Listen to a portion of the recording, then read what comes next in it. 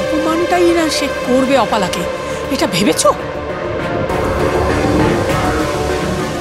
ও যদি বলে দেয় যে হাসপাতালে গান ও গেয়েছিল, অপালা গায়নি, তাহলে কি হবে? নির্ঘাত ও অসিতার কথাগুলো জানে, তাই মায়ের কথা জানতে মরিয়া ভাবে ছুটেছে। না, আমাকেই কিছু একটা করতে হবে।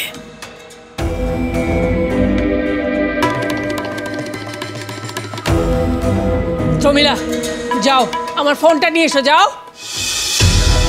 না না, দাঁড়াও, আমি যাচ্ছি।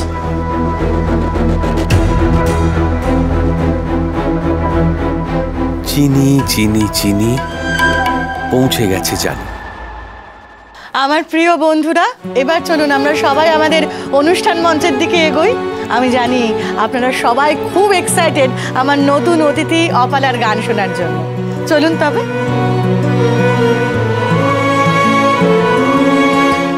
অসিতা সোমের সঙ্গে আলাদা করে কথা বলতে হবে, কিন্তু উনি এতটাই বিজি। দ্রোণ, চলো যাই। হ্যাঁ, আপনি যান, আমি আসছি। হ্যাঁ, তুমি তাড়াতাড়ি চলে এসো। হ্যাঁ, আমি যাচ্ছি।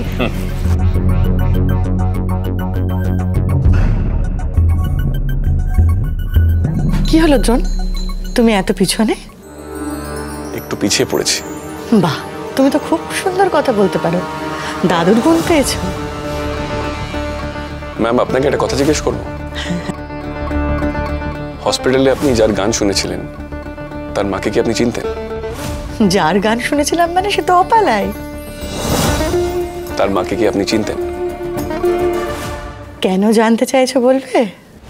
না, আপনি বলেছিলেন তার মাকে নিয়ে আপনি কিছু একটা বলবেন, সেটা কি?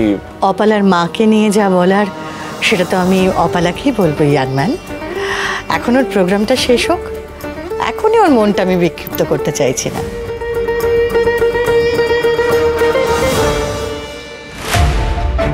তার মানে অসিতা সোম আমাকে কিছুই বলবেন না। এদিকে অপলার গান শুনে যদি উনি বুঝে যান যে অপলা সেদিন গান গায়নি, তাহলে তার মুখই খুলবেন না। না, বড় রকমের ভুল হয়ে গেছে। চিনিকে নিয়ে আসাই উচিত ছিল।